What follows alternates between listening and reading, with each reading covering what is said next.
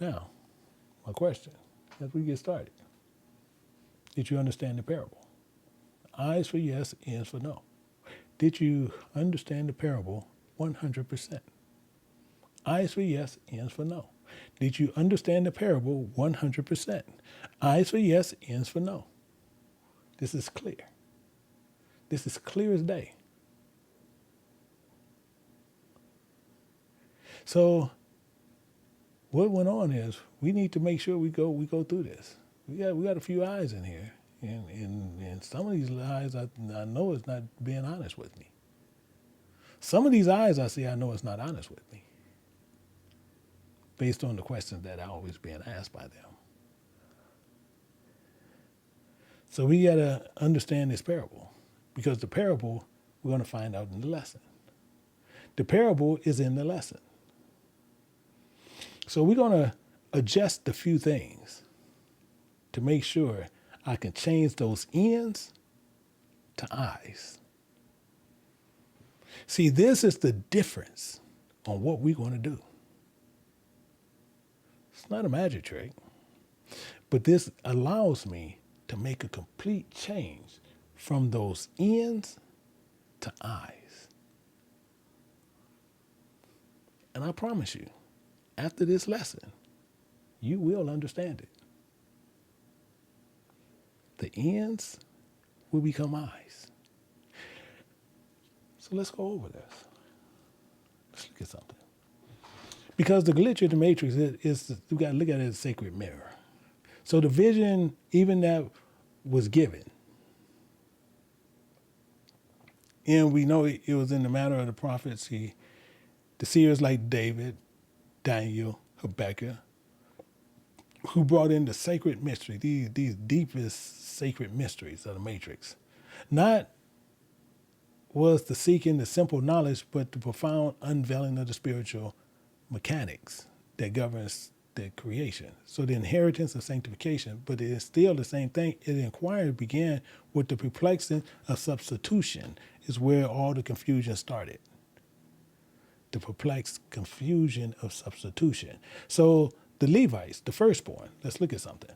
We're going to see this in Numbers chapter 3, verse 12 and 13.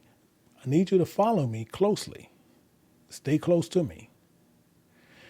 And it says, and I, remember I have taken the Levites from among the children of Israel instead of the firstborn. Understand what he just said. Eyes, if you understood what he just said. He said, I have taken from among the children of Israel instead in replacement of the firstborn that opened the matrix. Did everybody understand what he just said? And we're going to move forward. I need you guys to stay extremely close to me. Extremely close to me. Walk with me as I walk through here. And what he's saying is, the children of Israel, he has taken the Levites in replacement of the children of Israel.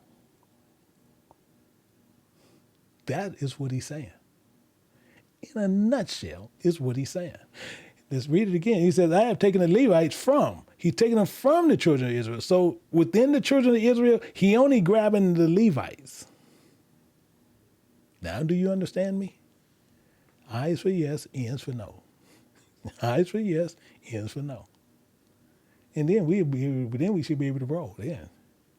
So what he's saying again, from among all Israel, he only grabbing the Levites. Everybody's in there. Oh yeah, I know what he's saying now. Okay, cool. We all good. Just like I said, we all good. Let's move on. So he said, I have taken the Levites from among the children of Israel in replacement of all the firstborn that opened the matrix among the children of Israel. Therefore, the Levites shall be mine. The Levites is his. The Levites is his. Because all the firstborn are mine. For on that day I smote all the firstborn in the land of Egypt. Because they knew what was going on, but he smote them in Egypt in the house of bondage. Why? Because they were holding on to things that was there and he shouldn't have been doing it. I hallowed unto me all the firstborn in Israel, who are the Levites, who joined themselves to me, both man, beast, Mine they shall be. I am the Spirit of God. Clear. So this showing you this single, this divine act that unlocks this nature, how Jehovah interacts with his creation. So as we're looking at this, what was revealed in the matrix is this physical womb, this spiritual transformation chamber. We're looking at that. We're looking at that. We're understanding that for what it is. And as we're understanding that for what it is, we got to remember what we're going through. Because this spiritual transmission chamber, this sacred gateway, this through life, this lifestyle, this spiritual inheritance must pass. And one who openeth the matrix does not just enter into the world, but it reveals the nature of the source of which he came. So this chamber operates under the fundamental unbending spiritual law that happens. The spiritual law that even talks about in Haggai. We'll see it here in Haggai chapter 2, verse 11. And it says, thus saith the Lord of hosts, ask now the priest concerning the law, saying, if providing one bear holy flesh in the skirt of his garment, and with his skirt touch not bread, or pottage, or wine, or oil, or any meat, shall it be holy? Shall it be holy? And the priest answered and said, no. No. Then Haggai said, if one that is unclean by a dead body touch any of these, shall it be unclean? And the priest answered and said, it shall be unclean. Then answered Haggai and said, so is this people. And so is this nation, Israel. So is Israel before me, saith the Lord. So is every work of their hands. And that which they offered there is unclean. All this stuff we offering is unclean. So we looking at this transmission, this vividly illustrates that the spiritual understanding of blood that shows you represents a lifestyle. Actually, let me do this. Let me do this. We already have Leviticus 17:11. It says, for the life of the flesh is in the blood, is in the lifestyle. Keep that in mind. And it's given to you upon the altar. So upon this offering table, this abundance of things to make an atonement for your soul. So all this stuff that you're doing according to the flesh in this world, you need to be putting that up on that table to make an atonement for this. It is the blood, it's the lifestyle that make it an atonement for your soul. Keep that in mind. Keep that in mind, keep it close to you. So we got to look at the essence of this lifestyle, what's going on, what's happening with us. The custom, the tendencies that's passed down through generation, through bloodlines, through bloodlines. You see this also here in Exodus chapter 34, verse 7. It says, keeping mercy for thousands, not millions, not billions, for thousands. Forgiving iniquity and transgressions and sin, and that will by no means clear the guilty. He's not going to clear you for it, but he can forgive you for it. Visiting iniquity upon the fathers, upon the children, upon the children's children, unto the third and fourth generation. Everybody, we clear now. This is the issue. This is the issue. So this woman who had an issue for 12 years, actually, let's keep this in mind. We're going to look at this in Mark chapter 5:25. Let's keep this in mind. We're going to look at this. It says, so a certain woman, a certain spirit had an issue with the blood. He had a problem with a lifestyle. So this lifestyle issue went on for 12 years. Has suffered many things of many physicians. Keep going from church to church. We went through this last week. We went through this. Church to church. Having problems with drugs and pornography and men and women, masturbation and hoardism, you name it.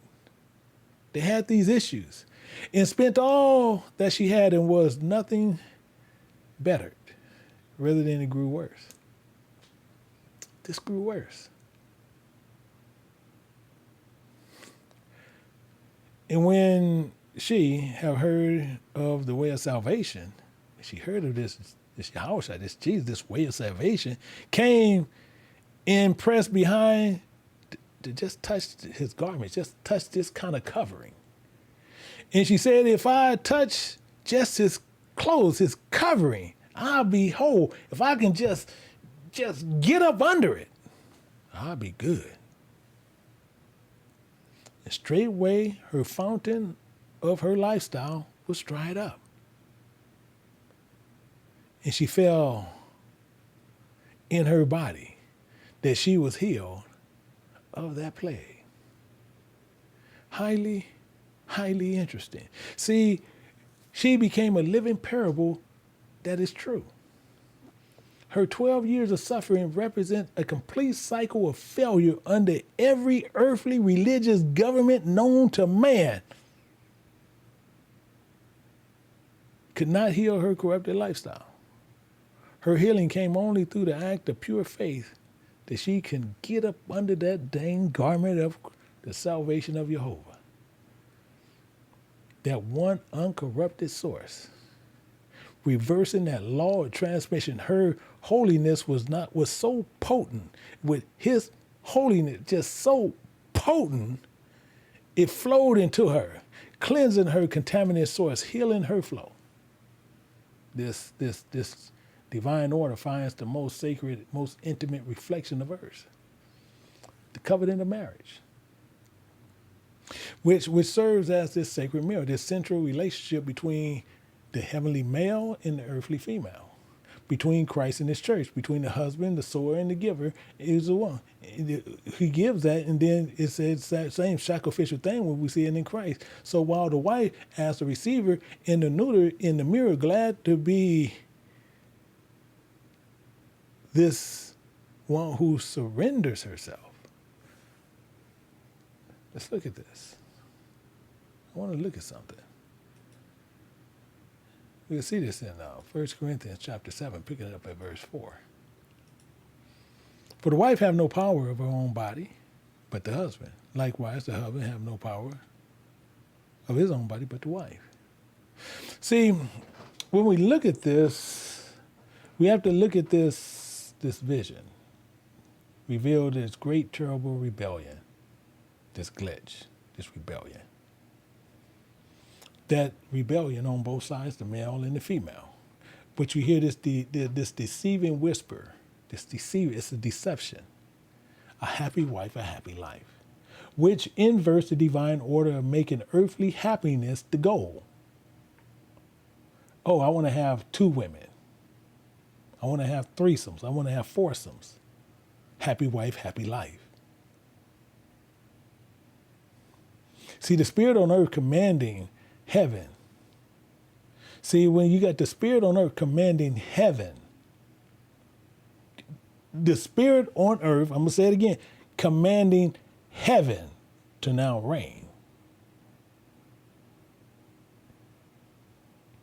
The wife baking her own bread of independence while demanding the covering of marriage. You follow me? You with me? Let me make sure you're understanding where I'm coming from. And we're going to see this in Isaiah chapter 4, picking up at verse 1. It says, and in that day, seven spirits, 7 women shall take hold of one man, saying, we'll eat our own bread. We don't need yours. We'll wear our own apparel. We'll have our own covering. Only though, let us be called by thy name. Let us be called by your way, though. The way we're going to come up with, we're going to make it good for us, but we just still want to be called, say it's your way now. A happy wife, a happy life. Because God, if you don't do this, we're going to be rebellious. You guys, y'all understanding where I'm coming from. This is what happens. So this refusal to honor this sacred mirror is not simple of this marital disagreement, But it's a spiritual transgression of the highest order, rejecting the very image of God. The gravity of this rebellion shown to be greater than the striking of Moses of the rock. Think about it. Think about it. Deviated from the method, while rebellious spouses, male or female, see, male, look at it, no, male or female, shatter the mirror, nullifying the divine purpose itself. It nullifies that. Let's look at something. In Numbers, we're going to pick it up in Numbers 20. We got to change some stuff around and make sure. I want to make sure everybody understands this when we get to the end of this. See, when Moses lifted up his hand with his rod and he smote the rock twice, smote it twice, and the water came out abundantly to the congregation, drank in their beasts also. And the Lord spake unto Moses. He spoke to Moses in Aaron, because ye believe me not. Just because you hit this rock twice, I'm telling you, y'all didn't believe me then. He mean what he said, and he said what he mean. Since y'all struck that rock twice, then y'all didn't believe. I ain't saying they, y'all too. Because you didn't believe not to sanctify me in the eyes and the understanding of the children of Israel. Therefore, for that reason alone, ye shall not bring this congregation into the land which I have given to them. Y'all ain't taking them in there, not you or him. Are we clear? So when we're looking at this vision, this plan, it's a sobering truth, letting you know that this refusal to mirror the image caused the separation from God. But this evidence why many women, why many men who yield to this kind of rebellion in marriage